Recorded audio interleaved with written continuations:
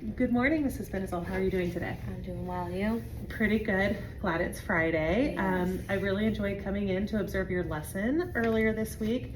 It's very apparent that you have strongly internalized your lessons. You know exactly where the kids are going, how each lesson builds on the next, and have a really strong understanding of the content. Even the questioning that you were asking to really push their thinking was strong. How do you think this has impacted your students' learning and their experience in math class? I think if I'm very familiar with the topic and the curriculum and all that, then it's transferring to them. And if I feel like I'm confident in what I'm doing, I see them having more confidence in it. Also finding where I kind of think that they might be going down a different path, Mhm. or where I want to try and bring them in, and also trying to be as engaging as possible. Yeah. Awesome. I think that really comes through with how you're delivering your lesson. So for this particular lesson that I saw, what was your objective and what did you want to see students able to do to meet that objective?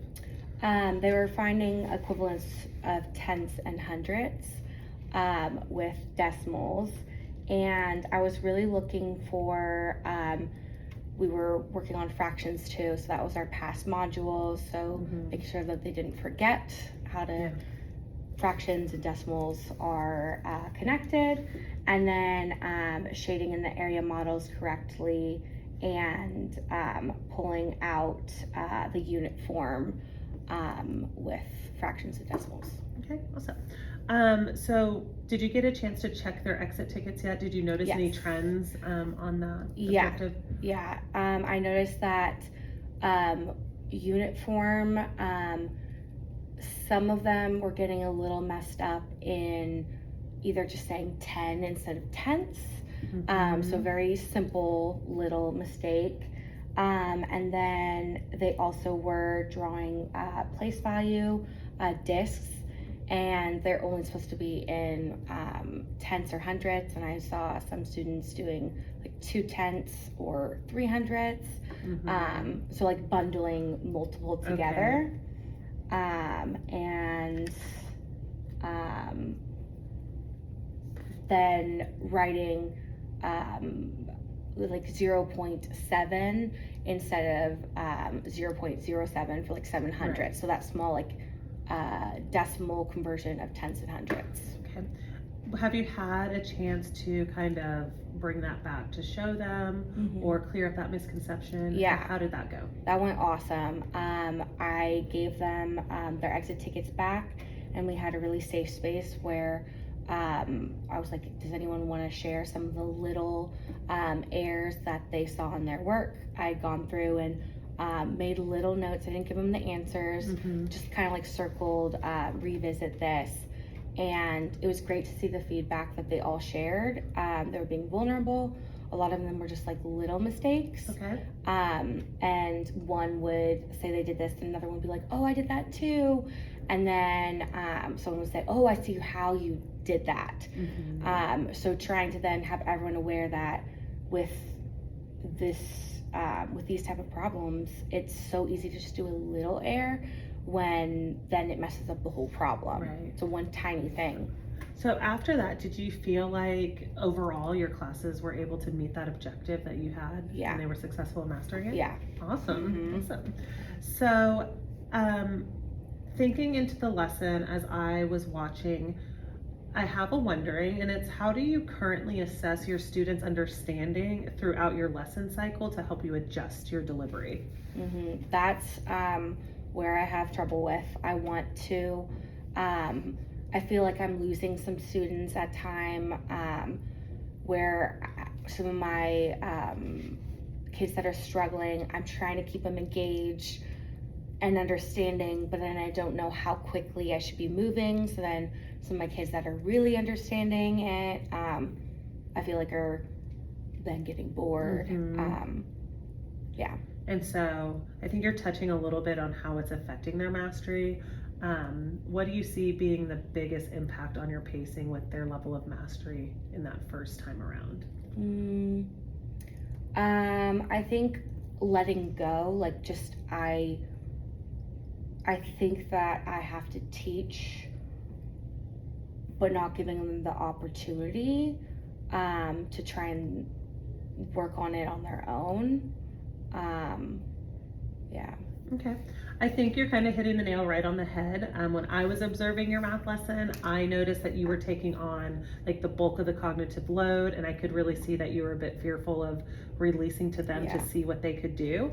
And so the students weren't getting enough opportunities to actively engage in the problems and actually show you what they know. And so what I want you to try is just dialing back a little bit on that scaffolding, because it's so important that we hear their voices and their thinking, that they're the ones interacting with the math.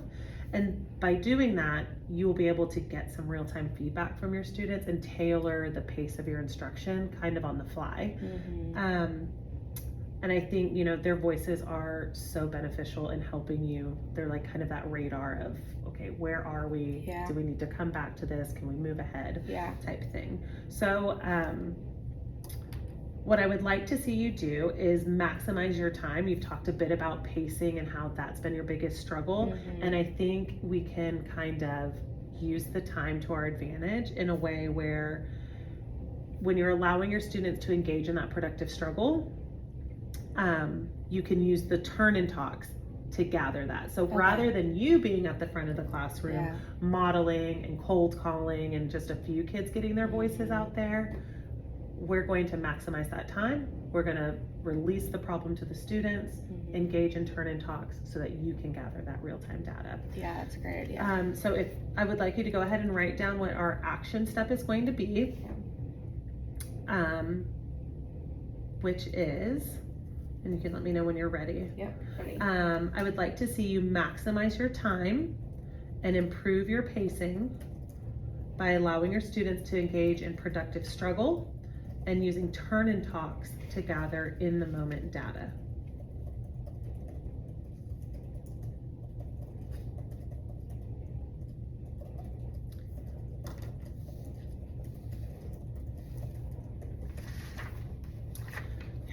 So how do you think doing something like this, I'm going to model here for you in a moment, but how do you think releasing it to the students and then allowing them to engage in that discussion will impact their learning? I think that's great. I think that then they actually have a chance to like open their mind to math and like not just what's it, like a machine kind of like do step by step, like actually understand why you would do it. And then like giving everyone the opportunity. So if someone's not confident in their answer to, then like a turn and talk could like be like, oh, I did get that right. And then they might want to share when they might be someone who doesn't typically share. Yeah. Okay, so what I'm going to do is I'm going to model for you kind of, or I'm going to talk through what I saw in your lesson where you weren't doing that, and then how we could flip it to this releasing, giving them the productive struggle, and into the turning talk. So do you remember in lesson 4, or in the lesson you were reviewing a concept from lesson 4, which was modeling of tenths and hundredths and how they could be equivalent? And you modeled these first two pretty heavily for them. And you were just like, you know, a voice here, a voice there, but for the most part, you were the one doing a lot of the thinking. And so what I would like to see instead is maybe you did a great job at the very beginning of your lesson of taking the ruler and the meter stick and kind of engaging them and getting their minds back to what they had learned in that previous lesson. And so from there, diving right into this and releasing that to them. And it could look like, I want you, the student, to show 1/10 on your area model and then the equivalent to 1/10, or the equivalent to 1/10 in hundreds on the second model. As I'm walking around, I'm looking for 3 things. 1, that your visual models are complete. Each model is labeled, and then that you have expressions showing why those fractions are equivalent. When you and your table partner are both finished, I want you to turn and talk about how you know those fractions are equivalent. And so that could be just that quick flip. So rather than you up here modeling it, showing it, asking all of those questions, and you can even have those 3 things on the board for them. That's good. I'm gonna have you do these things. I'm walking around, I'm looking for this. And then they have their table partners, your seating arrangement works out well for this. Mhm. They can look over it, they can turn and talk and discuss. The kids know what they're supposed to be talking about. Mhm. And now you've maximized your time to get from group to group. Yeah. Hear what they're talking about, give them those in the moment, pieces of Yeah. feedback, corrections, clear up some misconceptions. And if you notice that 95% of your class has this done, do we really need to go through the next 4 of those? No. Probably not. We Yeah. can move ahead to the next thing. Mhm. But you also want to now have in your mind, okay, these 3 or 4 kids are really struggling with this. I'm going to pull them at another time and kind of reteach and Yeah. dive deeper. So you're kind of balancing that. We're not moving too slow, so everyone else is like, okay, Miss Yeah. what's next? So about three things of what I'm looking for. Mhm. Okay. Yeah, and Yeah. then just being very explicit in when they're talking, what you want them to talk about. Okay. So if you want to jot down those, you're looking for the 3 things, or write down the 3 things that you're looking for as they're working, and then what you want them to be talking about.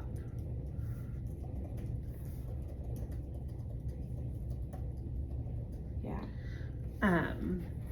Do you have any questions about kind of what that looks like? Are you ready to dive in and I think I'm plan ready. it? Yeah. Okay. Yeah, So let's do it. go ahead and look at an upcoming lesson. And we're going to explore ways that you can incorporate more opportunities for them to engage in that productive struggle while still maintaining like quality pacing for learning. Okay. And so what we want to do, once you've found which lesson, you want to look at lesson 12? 12. Okay. Yeah. So we're looking at the lesson 12 problem set. So first, we want to think about which questions would be the most high leverage to give you as much data in the moment about their mastery of this concept. Mhm. So we can go ahead and annotate those. Yeah. If you want to circle them, which ones you think would be the most high leverage. Like just them doing 1 or 2 of these. Okay. I mean, these ones are more challenging, but I feel like I feel like they'll understand this easier than this part. Putting it in the place value chart and then finding the sum would be more difficult.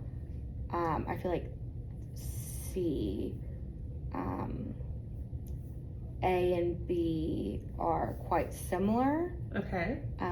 C I feel like is the hardest because it's an improper fraction. Okay. And we haven't done improper fractions in a few weeks. So what I would suggest, if there's 4 here, maybe let's start with one that they're going to feel pretty confident in. So A or B, you mentioned that both of those are similar. So maybe start with A or B.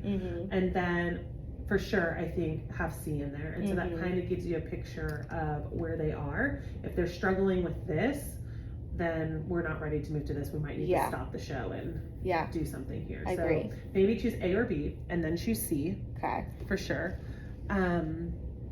Yeah, probably B, because then we're already reviewed unit form. So then this one's not unit form. And the other thing to keep in mind is this piece is really coming after you've kind of given them that input and that information, and you've done a lot of the guided practice and the modeling. And so now this is, all right, let's see where you're at on this problem set. So what would you be looking for? Let's look at B, for example. What would you be looking for as you're walking around the room to show mastery that they understand this? What are some things that you might want to see? Setting it up, so actually putting it in the place value chart. And then being able to write it as a decimal, so the whole thing, so at the end. So you want to see it in the place value chart. You want to see their decimal. Okay. And then being able to line them up and actually add it together. So those are your 3 things, and we can make a quick note of that. Put it in the place value chart correctly, lining them up correctly to add, and then representing it with a final decimal. So that would show mastery of B. When you have them turn and talk, what might be something that you want them to, a question you might want them to discuss with their table partner?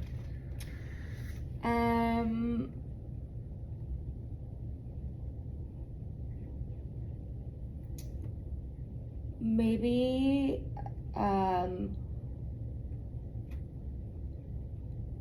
going over why, like, I don't know how to phrase it, but if it's 7/10 and 4/100, why the 7/10 is, now I'm thinking greater. So like making sure that they're in the correct place value Right. and not. So maybe you ask them to discuss why they place the 7/10 in a certain place on the place value chart versus the hundredths. Okay, so yeah, probably like the hundredths, the 0.04, because that doesn't say hundred. So yeah, why did you? Okay, I like that question. So why did you place, or I guess where did you place the 0.04 and why? Because you don't want to give them on the front end like it's a hundredths, but that will then clue you in. Do they know that that decimal represents hundredths? Perfect. All right, now let's do the same thing for C, because that was another one that you thought would be a high leverage question. So I think going over the place value chart, putting it in correctly as well. And then another key thing is making sure that the 345 hundredths is really in that correct place value position. Okay. And so what would you be looking for? Because it seems like that's the meat of what you're wanting to see for the mastery. What would you be looking for in their chart specifically to know that they're in the right spot? I could see some kids getting confused and wanting to even draw another place value chart saying hundreds and not hundredths. So when they're placing 345 hundredths, not leaving it in here as 345 hundredths, but then bringing it over each position that it needs to be. So bringing the 4 to the 10ths correctly, and then the 3 to the 1s. Right, okay. So you're gonna wanna see, I just wanna rename what you mentioned. You're gonna wanna see them place it correctly in the place value chart, specifically moving their hundredths over into the right place value. Yeah. Okay. And then what about for the mixed number?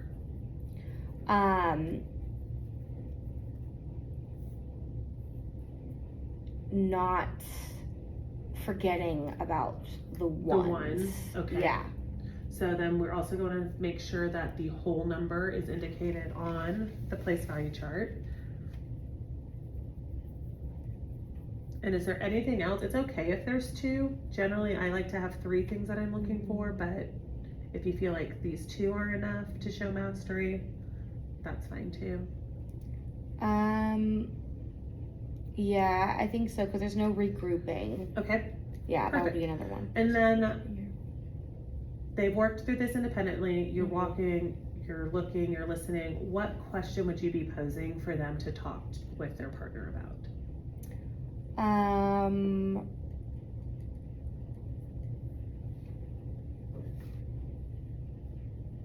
Where did you place both of them in your place value chart? Is that too much? I don't think it's too much. I would maybe want to narrow it a little bit, since both of these are going to end up with whole numbers. Maybe gear a question towards the whole number portion, because they should theoretically end up with what, 4 and 68 hundredths, right? Yeah. So maybe gear a question more towards what was your whole number in your final answer and how did you get that? I like that. Because it's gonna kind of hit both. One, did they place that in the right place? And then did they ensure that this improper fraction turned into a whole? So how does that feel? Yeah, that feels good. All right, perfect. So how can you leverage this? So we've made a plan. And how does leveraging this help you gather that real-time data with your students? It gives me time to go around to as many students as I can, checking in on them, to hear if they're able to verbalize it, and then also quickly see it on their paper. Yeah. Okay, wonderful. So what might be a cue? I have 2 questions for you.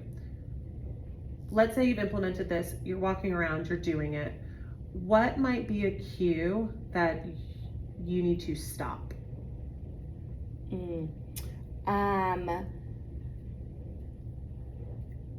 If I don't see them correctly placing 3 and 4500s, that right there, then yeah. Okay. And then let's say the opposite happens. You're walking around and you notice, hey, they got this. Yeah. What might your next step be? I think that they can move on. Yeah. Probably move on to, I think, even the next page. Even the next page where they're a bit more open-ended, where they're having to be the ones to draw the models. Okay, wonderful. So now we're going to do a quick Take It Live. I'm going to pretend to be your student, and let's pretend that you have already finished kind of like your direct teach mini lesson. You've had the class discussion. You're moving into problem set. Okay. So you're going to act out, take live. You're actually releasing these problems to me as your student, and really wanting to hone in on those. What are the 3 things you're looking for while you're walking around, and what is your question that you want the students to engage in? Okay. Cool. So you're going to complete 2B independently, and then when you're done, you're going to be discussing with your partner. So I'll be looking for 3 things if you're placing it into the place value chart correctly, if you're lining things up to add them together, and then the 3rd is representing your final decimal, and then we'll talk about that. So then would I give the question that I asked then? Yeah, so what I would do is, I think your delivery, like, to me, is okay. I think something that could bolster it is maybe have those questions like up on the screen. Okay. And so it's like you're pointing to the screen and saying, these are the 3 things I'm looking for. And then when you and your partner are done, turn and talk, discuss this. Okay. And then you can present it that way. Okay. Yeah. So it could be very direct, just like that, and you have that visual next to you. Yeah, that sounds good. So we can run through it again, kind of with that context in mind. You ready to give it a go? Yeah. All right. Sounds good. Let's do it. Okay. You'll complete 2B, and then I have 3 things that I'm wanting from you while you're completing them. After you're done, you'll be talking to your partner, and I have the question that I want you to go over with them. Okay. One upgrade is within your directions, I would refer them to the board. I would say, if you forget, if you need a reminder, what I'm looking for is here on the board. It's this, this, and this, and here's the question you should be talking about. Okay. All right. We're gonna do it one more time, if that's okay. Yeah. Sounds good. All right. Okay. You're going to complete questions 2B. I'm looking for 3 things that you are doing. You're going to be doing this independently. I have on the board the directions in case you forget. These are the 3 things that you have to do. And then after, right here is your question that you will be discussing with your partner. Awesome. And then last thing as we wrap this up, when would be the best time for me to come in and observe this happening in your class? Probably tomorrow. Tomorrow? Yeah. Awesome. I'll be doing the lesson. Do you have a preferred block or class, or just anytime? Anytime in the morning. Okay. Morning block. Perfect. I'll see you then. Thank you.